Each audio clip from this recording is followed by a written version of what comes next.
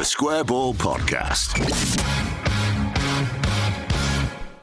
Welcome to the show, very special edition of the Square Ball Podcast. Dan with you, as well as Michael and former Leeds United physiotherapist for many, many years, 4 decades worth, Alan Sutton. An absolute pleasure to have you. Thank you for coming in, Alan. Thank you very, very much for the invite. We're here to talk about your book, which is this one. If you're watching the video version of this, it's My Journey, Alan Sutton, Pavement to Premier League with Leeds United. It's available right now. It certainly is, yes. I haven't read it yet. You've had a little dig through. It's all very good, isn't it? Yes, I mean, I think we've been hearing after stories. We've had to press record on this because we were like, oh, we've got too many stories in already. Well, so let's get into it. Like, when you look back at that time, so you joined under Billy Bremner, you left under Dennis Wise, and then you came back again after that. I came back again after 15 months. I came back again. Mainly at that point, I came back 2-3 days a week and doing the home games. That was because I promised my wife, by that time I'm into my 60s, and she said, look, you're not going back there yet, going 7 days a week, you know what I mean, 24 hours a day like you were before, and I promised, I said no, but I'd love to go back. Did she want you out of the house a little bit as well? And she wanted the thing was, we just, last July we had a 50th wedding anniversary, and someone said to my wife, Shirley, how have you put up with him for 50 years? I said, well, I never saw him for 40 years.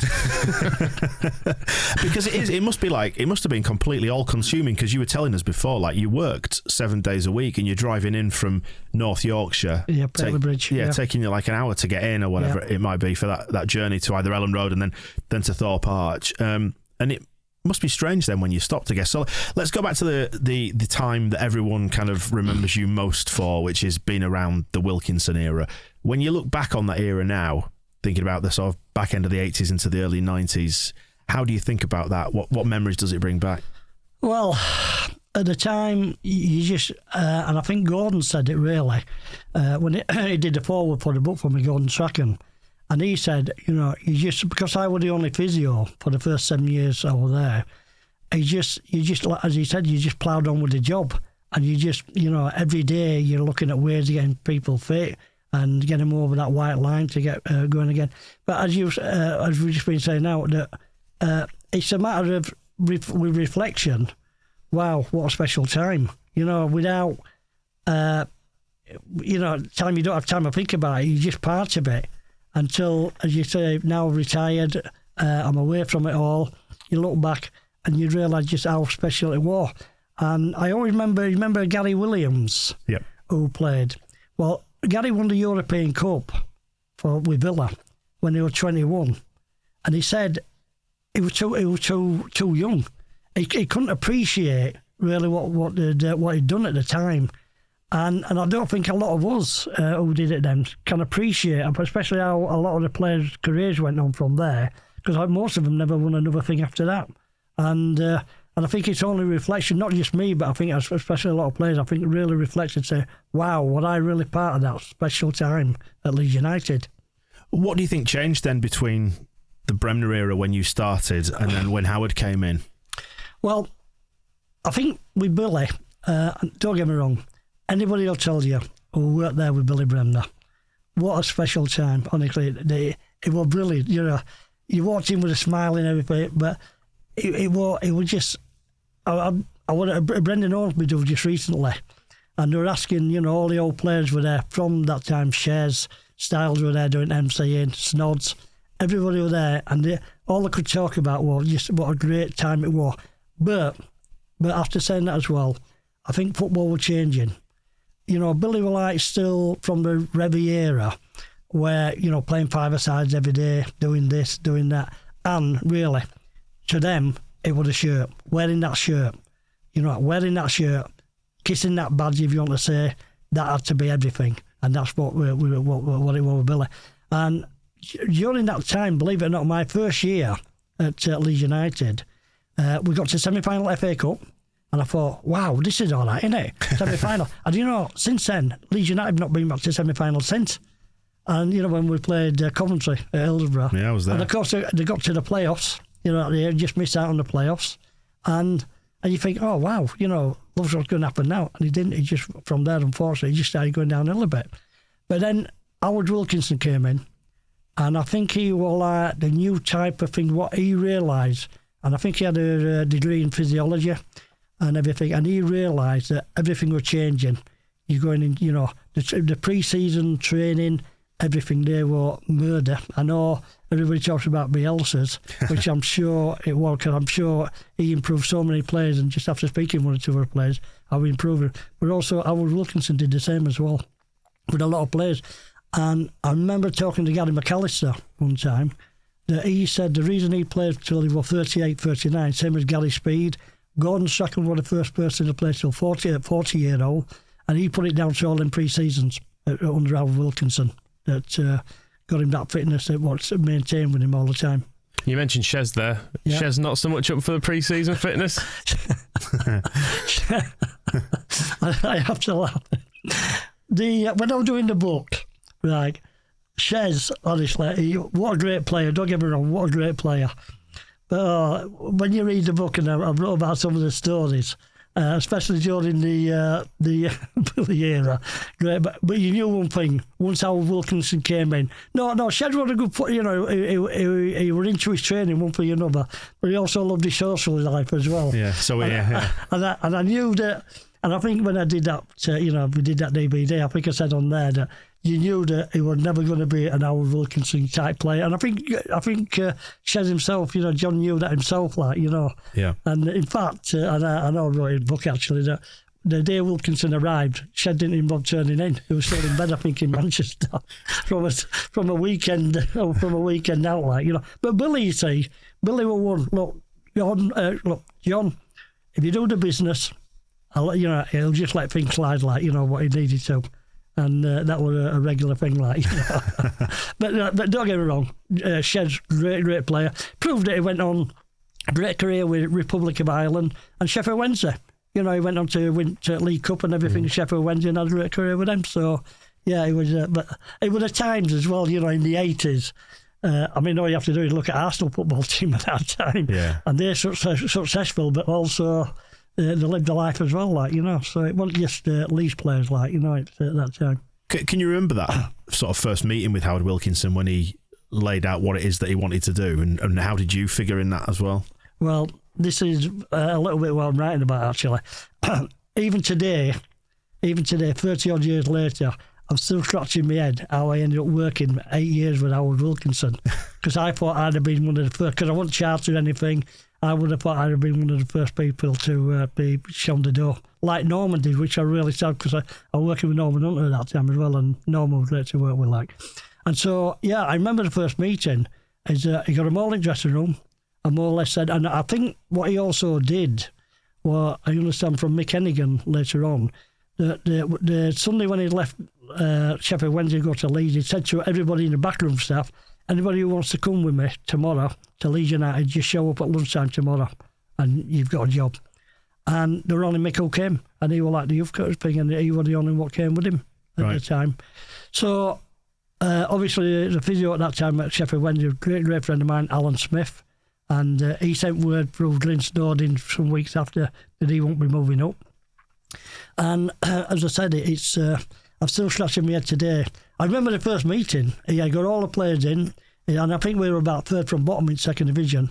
He said, right, as from now, I am the third worst manager, I'm virtually the worst manager in this league, and until we put it right and we start winning matches and get us up that league. And that's and then the players, it's on with the players.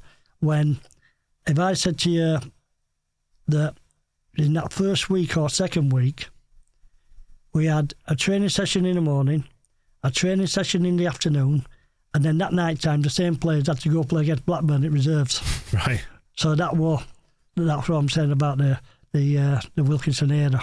It didn't matter. And then they were back in again next day, training again next day.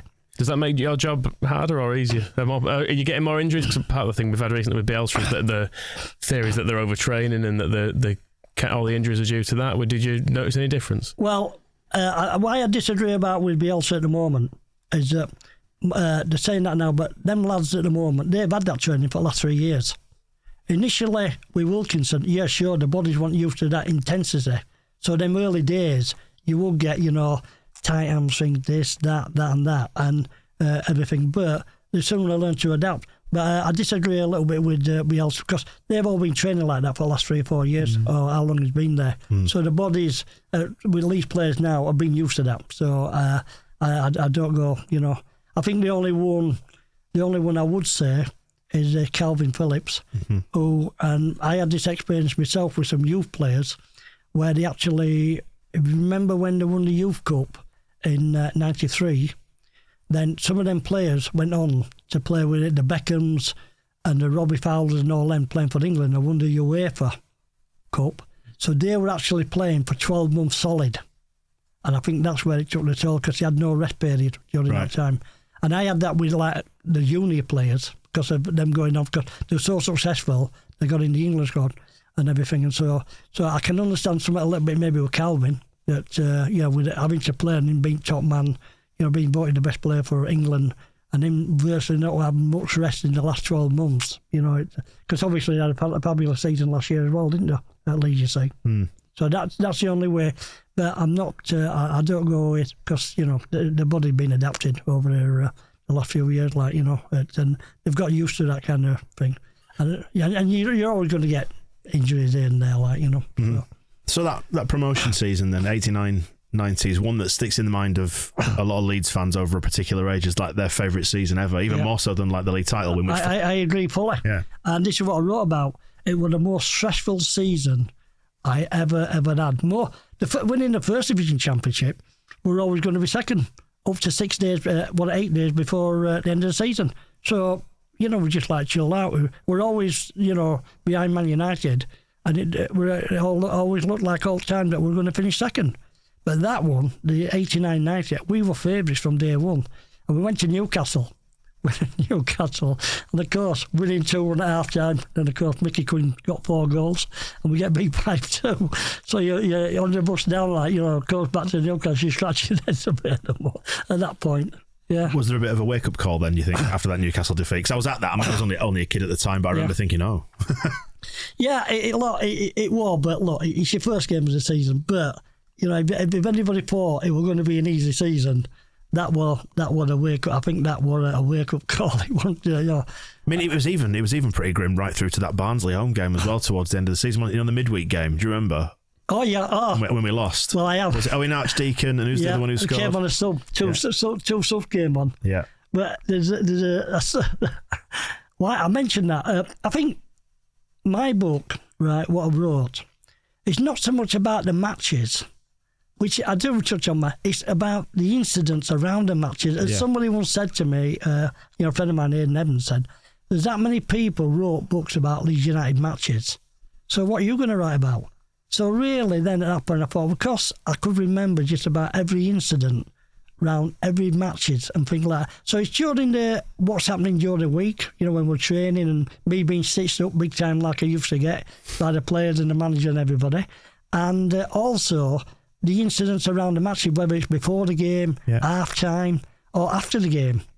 But that particular match, right? Were you fixing Chris Fairclough's face at one point? That's right. And do you want me to tell you a story about that? Yeah, go for it. Well, you want me to tell? Right. What happened was, Chris Mamba, right, and as you know, I've been speaking to him regularly recently because, as you know, the picture on the front of the book is of me and Chris Fairclough. Yes. And I got in touch with him. To say, do you mind if I use that picture? Because he even makes me look young on that. Because he might be 50 odd now, but he still looks about that same that age now. He's baby faced, then he's got a baby face. He always has done. Yeah. And he said, send it down to me because it was 30 odd years ago. And we think it was taken at West Ham United away in 89-90 season. We're looking at the kit and everything, and that's where we think it was taken. Anyway, as you said, the Barnsley game, which, as you said, I mean, if we'd have won that night time, that means we'd have virtually been up then. And as you said, early on, Chris got a gash on his head, and I mean a gash. So it goes in with the doctor. So we're stitching him up, right? Anyway, then Glyn Snowden keeps coming in. Hey, is he fit yet? Can we get him back out yet? Can we get him back out? And I thought, yeah, we're there. And I think, probably Wilco's going mad. Is he fit? We're down to 10 men. I don't want to put someone. Can we get him back on again? So he kept coming back and forward. So by the time we got about 7 stitches into it, right, I said to the doc, I said, look, we'll just bandage him up at that. We'll get away with that. You know what I mean? Right, we'll get away with that. So, you know what I mean? So he needed about 10 or 11 stitches in it. So I said, we'll get away with that. Get him back out, and then I'm not getting a bollocking off manager. So anyway, he goes back out. Next thing is, we get a corner, and Chris scores, header, right? As I said, brave as a lion. Honestly, brave as a lion. How many people would have, 7 stitches in the head and needed about another 4 or 5 in it, would have gone there and put the ball in back at net? So anyway, after the game, I said to Stods, I said, oh, by the way, because he was sub, by the way, what Gaffer going mad? Would he give me a bollocking? Oh, no, he said, me and Bobby Davison had a tenner on him at 8-1 to score first goal. So we won 80 quid and got a tenner back as well. Oh, no, he said, Gaffer never said no. He said, it was me. We wanted to get the first goal, so we get the money. Brilliant. And then going forward a couple of games to Bournemouth, which was pandemonium in a good way and a bad way. In terms of your role in this, is it true that we pretended Bobby Davison was fit so Carl Shutt didn't get nervous? Because he was on the bench with Shutty, wasn't he? And Davison started with an injury. Yeah, can I just say something? I only found that out, honestly, from Bobby Davison, because obviously we still keep regularly in touch. Because, as you'll read in the book, I first met Bob when they were at Halifax Town. And my first week there, virtually was his first week at Halifax Town. And he just finished an apprenticeship as a welder up in Shipyards. And we signed him from Huddersfield Town. And it were only, I bet, a few years after that, when he mentioned that him and Wilkinson between them, although when we were doing everything, it didn't seem that bad, right? It didn't seem that bad. But on about that match, right, so a little bit, but I think it is true. It is true, because I got told after. But I think, and I can understand with the manager as well, and I'm first to say that after that season, it took me 3 months to totally chill out and totally, the stress of it, keeping people fit, getting through it all, the stress of it. And remember, as I put in my book, I'm not a Leeds United supporter as such, so it's not like as a supporter. Don't get me wrong, eventually, what got pointed out to me, that I became more or less deeper than being a supporter, being involved with Leeds United. Something got under your skin, and you just became just part of something which was something really, really, really special. Yeah. And you realise that as the years have gone on, about that. So at the time, just keeping everybody going and everything. And I think the manager probably thought, I'll keep it from him. He's under enough probably stress and enough pressure without getting him involved with that as well. Right. So it's a bit, I can understand a little bit. I wasn't happy at the time because you don't want to be, you know what I mean? But I can understand as well why he did what he did at the time. I think my re-election of that, if we went down 2 days before, right, to Bournemouth, went down on a Thursday. And the funny thing is, a guy I knew at that time took me along to Liverpool the night before. And Liverpool had just won the league, and that was the last time they won the league in 1990. And he took me there, and I'm thinking, oh, wow, wouldn't it be great? I'm watching them pick the trophy. Wouldn't this be great on Saturday night if we're picking the trophy up, And then the next day, and I don't know if you know the story about what happened the next day during training. Have you? No, I don't think so. All right. Well, what happened was, a few days before that, the manager, because as you said, I lived on that time I lived on an American estate, so all my neighbours were Americans, in Paisley. Worked in men with Phil. And so the manager said, right, before we go, I'm going to have a relaxed day. So what we're going to do, we're going to have a game of, rounders baseball. Now, all the Americans, find out how we set it all up. So I went round to my mate Sean Boudreau. I went round to see him, and how do you do it? Well, he was a big Detroit Tigers fan or something like that. So he showed me what to do. So we've got it all set up, one thing and another, right? So game's going all right. Game's going fine until Vinnie Jones goes in. And you knew, and as I put in the book, you knew it just wasn't going to be a simple thing from there. Sure enough, Vinnie, he gets the first pitch, miss. Gets the second pitch, miss. Then on the third pitch, he smashes it, right?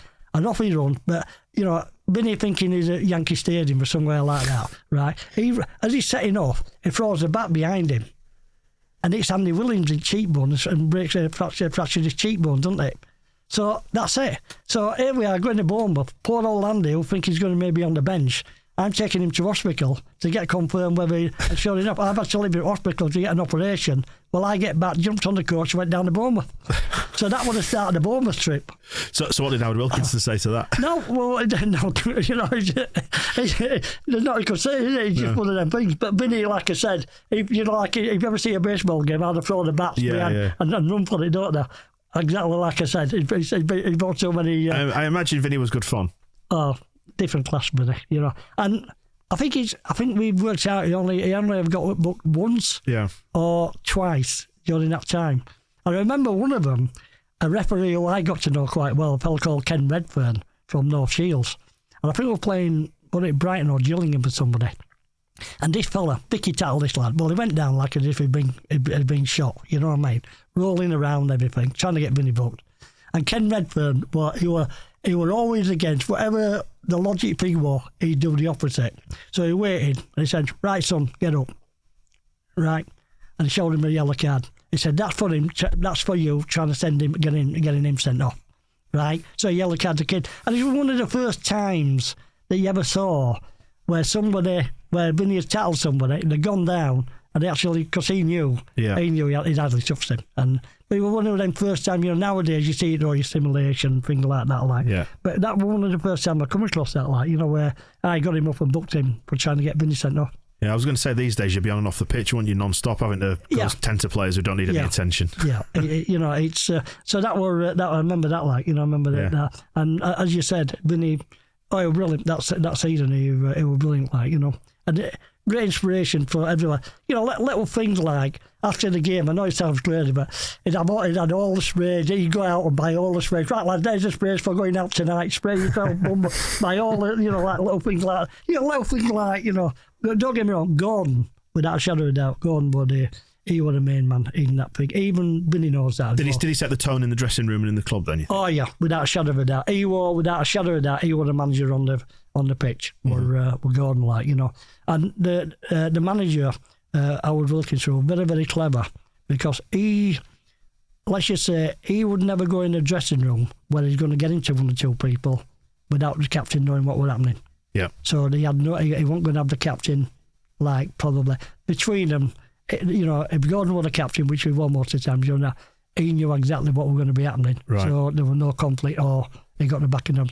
So all that got sorted out. I think you'll find before then, like, you know. Oh, that's really interesting. Yeah. So after the win at Bournemouth, and it was absolutely scorching that bank holiday weekend, wasn't it?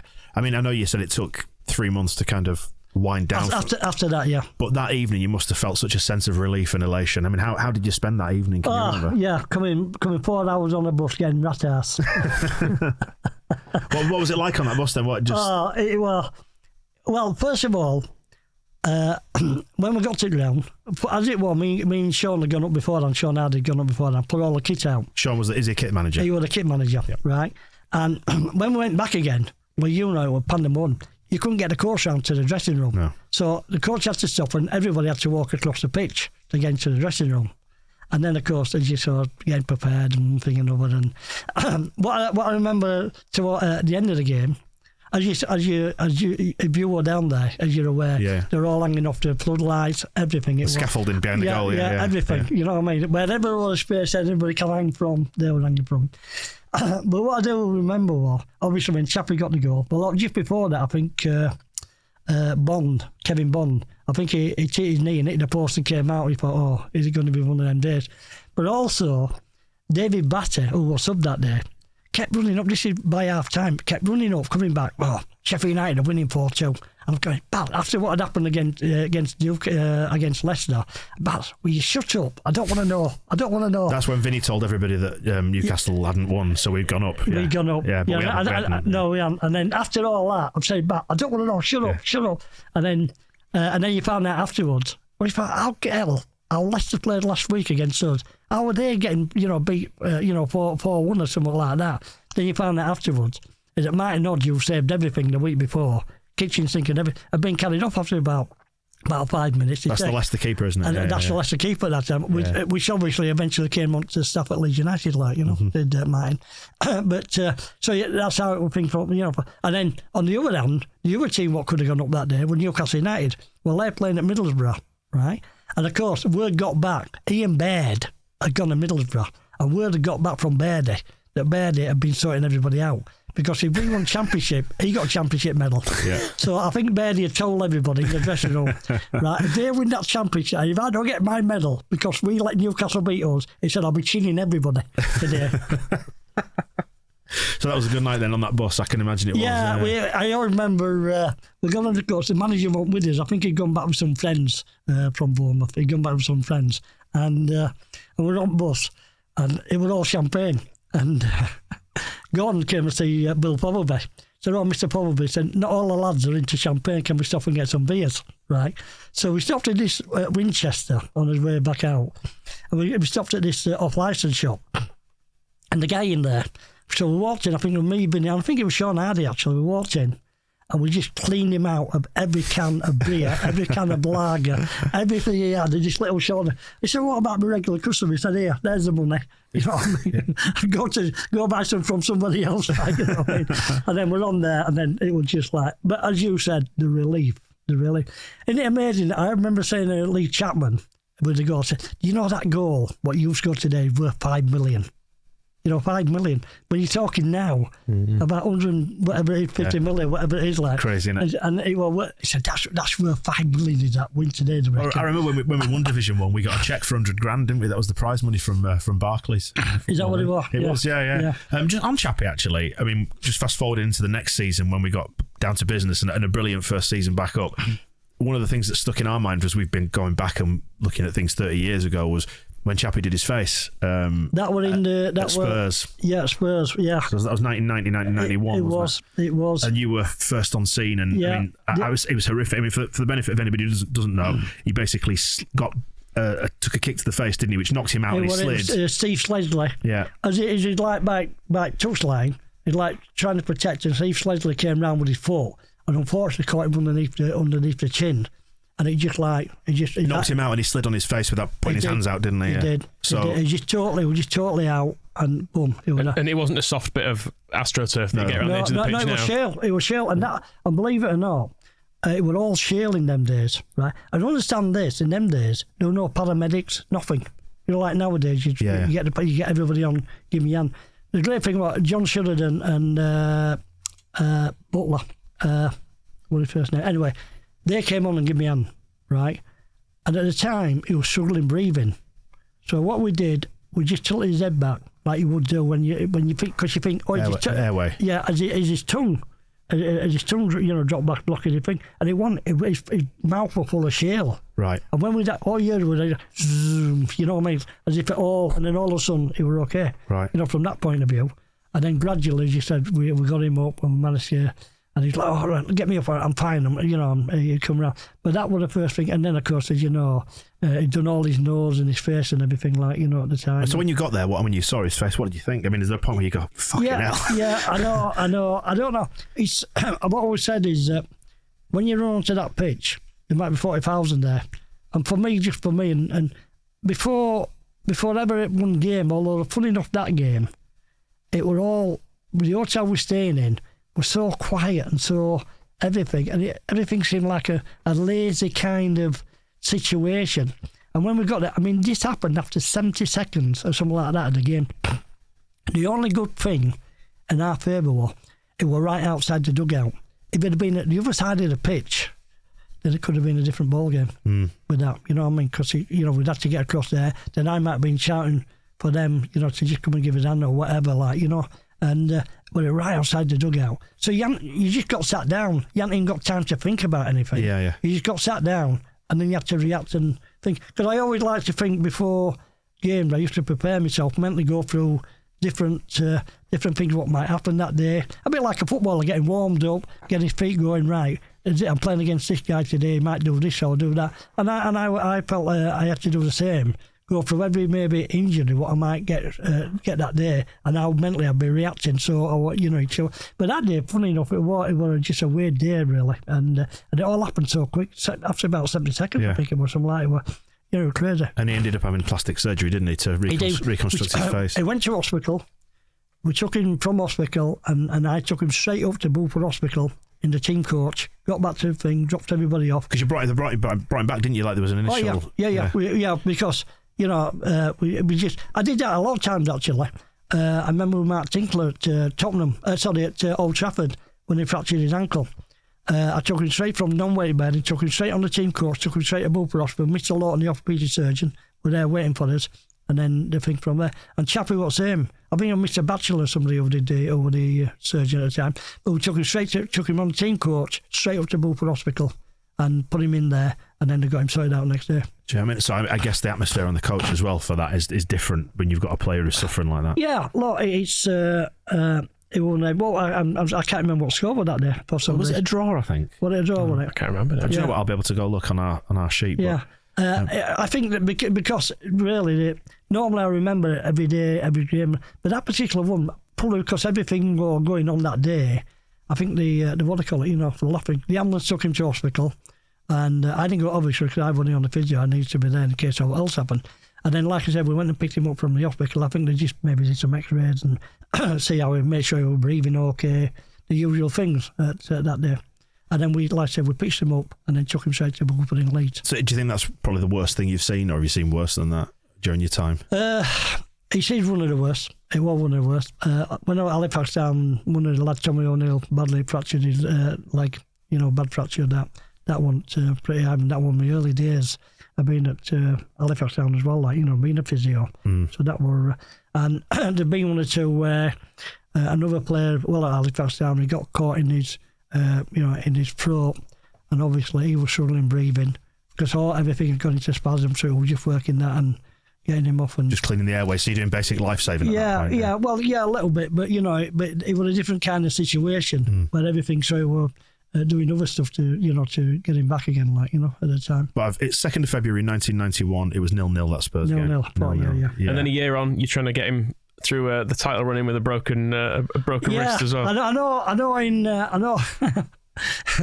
Someone reminded me the other day, I was at Nesbitt Football Club, doing cover, and one of the lads, a friend of mine, Ian Pickles, used to say, he said, I've got all the books of Leeds United. I said, I still remember what Chappie said about when he fractured his wrist and you had to go on to treat him and you put cold water on. And I said, yeah. I said, because at the time, I said, he was squealing like a pig. As a thing, and I was just trying to do something, just a thing, and sometimes cold water or cold mat just initially. It's the magic sponge. I didn't like magic sponge, yeah. But the main thing was to get him off. Again, Mrs. Lawson, the surgeon were there. They took him straight to hospital, and by midnight they'd operated everything. Everything had been done, and that's how it had to be at Leeds, right? People think, this, that. No, everything went boom, boom, boom, boom, boom. And that's how we did it late, And I learnt that early doors with our Wilkinson and McKennigan. They said, hey, we go, boom, everything's that. It has to be done there, done. If a player's injured or, right, what's his time, or does he need a scan, all those scans were only just coming in them days, MRIs and things like that were only just coming in. People forget that. They think it had been there forever. Yeah. But it were only the early 90s when scans, MRI scan were really coming in. Before that, presumably, it's just an X-ray. It was just an X-ray, yeah. And then clinically how you did them yourself, Yeah. So that's what the information was. So during that season, was the pressure to get Chappie back because he was like the talisman, he was the goal scorer, wasn't he? And Calvin Canton that came in as well. Yeah, the thing was, it's we knew. In fact, I'd like to think we actually got him back. He only missed 4 games, I think, that season. So we actually did well. We did well, and then we got a brace on him, to be able to play a bit earlier. But also another player. To be fair with Lee, he was another like brave as a lion, and he worked at it, and he put up a bit like we're on about the facial injury. People forget he played in the League Cup final following Sunday. After that, now he said after the game he shouldn't have played, but League Cup, it was semi-final, wasn't it? League Cup against Man United, was it? Against Man United, Old Trafford. Yeah, we got beat 2-1. Yeah. But like he said at the time, maybe after the game, he shouldn't be. He were all up for playing before. So, that was the bravery of him, after what had happened the week before. But, it is what it is. You're going for titles, you're trying to win cups. That's what, Is there a certain amount of winging it at that point? You just think, well, we'll see how he gets on. And because these days it seems to be caution first, particularly around like head injuries. Yeah, I agree, Yeah. It's got to be. It's got to be with what's all really happened, over the years, it's got to be. Yeah, so. One of the things we found in looking into the title winning season, 91-92, was just how cool Howard Wilkinson was during that season, because we've gone back and watched it game by game and done the match ball 30, and I think even 30 years on, we felt terrified by the experience, and it sort of echoed down the years. All the anxiety we feel as Leeds fans now, it was all there 30 years ago in that title running. But yeah, Howard Wilkinson, he was just saying, it's like, well, we'll just go out there. Lots of games to go. Yeah, we've sort of set out our points total. We know that if we get 2 points per game, we'll be there or thereabouts, and let's just work. Yeah. I mean, was he that cool behind closed doors? Well, everything was done like basically in 6 matches. You look at every 6 match, and they say, right, can we get so many points out of these 6 matches? Looking at who we're playing against, what's realistic? And I think we used to do it in blocks of 6 matches, and what points we were capable of getting during that time. But going back, you're not about being cool, going back to that night before Bournemouth or going down on a Thursday. Now, that Thursday night, right, it took everybody out, went to an Italian. If you wanted a drink, wine, anything, within reason. But just having that's why normally we wouldn't go down till the day before. But in this case, it took them down 2 days earlier. And we had, an Italian, glass of wine, everything. I always tell the story. I ended up on the table with Gordon Strachan, Mervyn Day, Bobby Davidson and Jim Beglin. And of course, I made me that great speech I do. Well, lads, you know what there is in England, don't you? You've got Yorkshire first and England second. So all these things. So then I got absolutely battered, So what I call it, like, I remember doing that. So that, I must say I had bread thrown at me or whatever. I got battered by them. But what a great table to be on, like, Yeah. I think the other great thing, people forget, is that when they're comparing what's happened over the years, when we've got players in, because I know it's been said, and I got asked this recently actually, because I did a bit for Evening Post, and about what it like playing at Ellen Road. The great thing about what Howard Wilkinson did, you look at every player in that team, they'd all played in top division, and they'd all been winners. Every one of them, nearly everyone, had won some. Mervyn Day won FA Cup, Vinnie had won FA Cup, Jim Beglin eventually ended the season when he played. He'd done the double with Liverpool, played in European. Gordon Strachan, and people forget, he played 2 World Olympic sides as well as 2 World Cups. Chappie had played up there, and even Shutty, because I knew how to use Shutty, you see. And even he played at Sheffield Wednesday in top division for everybody. And the only 2 were 2 young lads coming in, David Batty and Gary Speed. Yeah. And, well, I don't need to say much about them. They were all right, weren't they? They just played without fear. Just, like kids do, they play without fear. Yeah. And when you've got people like Gordon and Lemon and everybody, Mel Sterling, on the other side, Zico, you know what I mean? And they had Chris Fairclough, and obviously been at Palace and Tottenham, and Peter Daddock, who played at Newcastle in that particular year. You know what were... It was very experienced, wasn't it? Yeah, that's what I'm saying. People forget, you see. So, and that's where you'll give Bielsa the credit, because he made more or less championship players and first division players into Premier League players. That's where I think his forte was. Yeah. As far as I'm aware, it's just chatting with 1 or 2 people, like, So was it all cool then in that title running? Because we all suffered, and I remember even going back to the days of pandemonium, like that Sheffield United game was chaos. It was just for some reason insane. There were 2 turning points, I think. We had a period, I think, around about February where we couldn't win a game. Right, and I think it all got to a point where we played Port Vale at home and we drew 0-0. And then we had to go to Oxford on the Saturday. Right? But for some reason during that time, we managed to keep on top of the league. Even though it was goal difference from Sheffield United mainly at that time. Then Newcastle came into the frame, at the end of the season. But I think the changing point then was we went to Oxford and we 2-0 down at half time. Right? Came out in the second half. We got 1, we got 2, and I think Chrissy Fairclough's got the third to go 3-2 up. I remember that, because I remember Wilkinson jumping out of the thing and catching me on my bleeding scummer. You can swear all you like, don't worry. Catching me, thing like, because the excitement, Yeah. And then we won 4-2. Was it 5-2? No, 4-2. The 4-2 that 3 previous time. I'll trust your memory. Yeah. The way you're remembering names of everyone is ridiculous. I know, I was going to say, The reason why it was 4-2, and you're right, it should have been 5-2, right? It was the Chappie penalty, wasn't it? That's what I'm thinking about, because he should have got his hat-trick and didn't. Then it all kicked... on about what happened was, and I wrote about this in the book, actually, right? So, what happened was, we got a penalty, right? Chappie needed it, and I think it were all to do with Chappie on so much a goal, or so much for training. I think anyway, Gordon Strachan always took the penalties. Chappie grabbed the ball, put it on, and put it over the bar. Right? On about statements. We still won 4-2 after being 2-0 down. I've checked and it is 4-2. Yeah, Chapman 2, Varady and Fairclough. Yeah, so well, he needed that. I'll shut up. He needed that. So anyway, we've gone into the dressing room. Well, then the manager went mad with Chapman. He said, you realise that penalty miss, that might cost us the title, and it could go to goal difference, right, at the end of the season. And of course, as we know, we did win it on goal difference from Sheffield United. And I put that in there. And this is, you're talking about, what, February or something like that? Or yeah, you're right as well. It was Port Vale was the game before as well. It was 0-0, 7th of March 1990. Port Vale 0-0. Then we went to Oxford and then we beat West Ham, Sunderland and Portsmouth straight after it. Yeah, that's when we went back on that runner. Yeah. But the point was, it was into Chapman, because they'd agreed at probably a big time with trying to get his hat-trick, you know what I mean? But because Chappie he had this about, he wanted to score more goals than his dad. His dad had scored over 200 goals. I think it was Sammy Chapman or something like that, scored over 200 goals.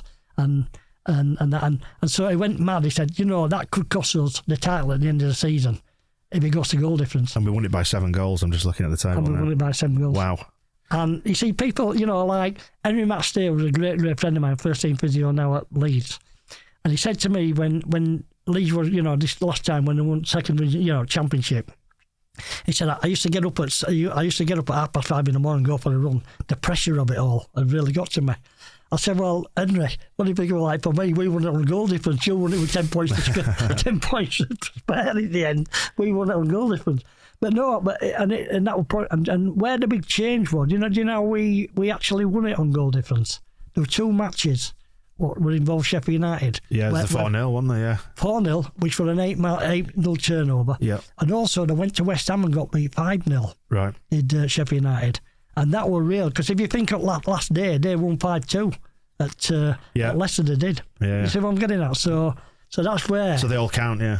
And people don't, think, but that's how much the manager worked it all out, that it could go down to goal difference. Did you think he genuinely knew, like in that 1992 season, that even because we've just done the Man City game that was this week. When we got beat 4-0. 4-0, and it looked like it was over. Well, this is what I remember reading about Brian Kidd. I've spoken to Brian since then, about him being at game, and he must have gone out and thought, well, that's it. They've just got beat 4-0 at Man City.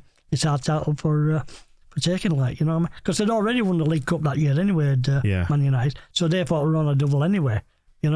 I think all he ever did was just play like that. The results will take care of themselves. We can't influence anything what's happening anywhere else, right?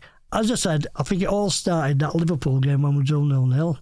But whether they could have been another 2 points ahead, they went to Luton and ended up 2 apiece. And when I spoke to Chris Kamara when I was doing this book, I said, by the way, you don't realise what a big impact you had on Leeds winning the championship that year, because you were at Luton and you got you fixed them to, and I think they got relegated that year, did Luton, along with West Ham.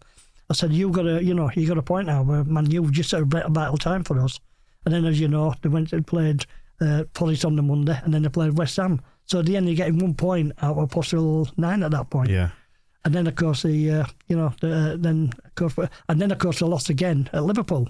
So actually, they got 1 point out of 12. Yeah, they collapsed at the end, didn't they? Yeah. But we still won it. They didn't. Yeah, no. I think despite what Ferguson said. Yeah, I think that's proved anyway, because I think we scored more goals than them that season. From what someone said, I think we scored more goals. So talk us through that day then, 26th of April, 1992. Yeah. We go to Sheffield United. Yeah.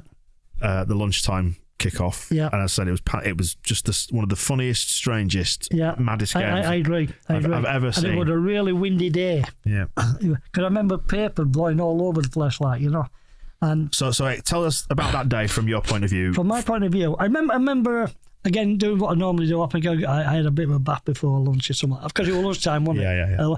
And I had a thing, and I'm going through all what might happen that day. I remember anything, and I remember obviously early doors, but Alan Corkle scored for him. He got a goal, and then now before the game, and people won't realise it, but Gordon Strachan were less than 50-50 that he was going to play that day, because he did have a problem and he was really struggling. But so we decided, look, play, see how it goes. Because he'd sat out the Liverpool game, hadn't he? Sorry to interrupt, I was going to say he missed the Liverpool game because we played on the 18th of April, which was Easter Saturday, and then we played Coventry on Easter Monday, so 2 days apart. And Strachan didn't play at Liverpool. No. I can't, because he had ongoing back problems, didn't he, at that time? Well, yeah. Only thing I comment on that is, let it be left, it's an ongoing back problem, but I'll just leave it at that. Right. So without, what I've done with the book, I've never spoken about anything about injuries with anybody because of data protection, one thing or another. Yeah. It's thing from there. Let's just say he had a problem. Yeah. Right. And then eventually had to have an operation. So yeah, as I said, I wasn't sure what team was that day. He's in problem. But obviously, the guy who came in regular, who got a lot of vital goal for it, was Steve Hodge. You know, people get about Hodge, his contribution, some of the goals he scored for us, during that. And then, as you said, that day, he decided he was going to play. And just one magic moment, that's all it needed for him to be on the pitch. And it was just before half-time, when we got a free kick. And before anybody could think about it, he took a quick free kick into the penalty area. Now, we're only somebody who's got a sharp brain, like Gordon, would even think, somebody would be like, put it down, right, we all set up for this, but he didn't. He put it down and played it at the same time. And then, as you know, it was ping-ponging around until I think it was Rod Wallace who stuck it in. Because it was ping-ponging around, and then Rod Wallace. The other thing, obviously, what happened was, which we weren't aware about, Mel Rees, their goalkeeper, he got an injury, which obviously he was struggling second half, but obviously they carried on playing him, Yeah, because I think they didn't have a sub-keeper, did they, or something? No, they'd used the sub or whatever. And, what we're on about, the sad thing with Melwood, obviously, he lost his life some years after that, from cancer, and that's how it was. And so, really, and as you know, second half, the ball came over. Gary McAllister free kick, I think it won. Hughes were at far post and headed in. So that's 2-1. And then, of course, it was all in our area. John Pemberton, who eventually came to play for us, he smacked it, chappy between the legs and went in. So that's 2 apiece. And then, of course, as we know, that Gordon had to go off at half time, but for me, that what he did, just worth having him on that first half, was just getting that. Because I always say in football, one of the hardest things is getting your first goal. If you get one goal, you're all liable to get 2 or 3 goals. And number of times that teams hit posts and things can never get the ball over that line, So, and then of course, as we know, the back pass from Gale, he bounced it up and headed it back, going back to the keeper. What happened in the dugout at that point? It's the strangest goal that basically won us the championship. And what's going on in the dugout then? Was there any laughter, or was it just down to business? Or no, I think it's just relief as much as anything. We've actually got a third goal. And you're thinking, where you're going to get, and just getting, which as you said, and I think Eric and Rod followed it in, more or less followed in, make sure it was going to go in. Yeah. I've looked at it a few times. It comes through, flicks it up, knee up, head, flick back. Unfortunately, Mel Rees was there behind him. It just sailed over him into the net. So, just as you said, one of them. You can look at it loads and loads of times, and it was just a bizarre. I always said that we probably used up just about every look we had that day, and that's why we never won an away game following season. Yeah, probably, yeah. So when you got, because I think there was a sense then everybody knew sort of deep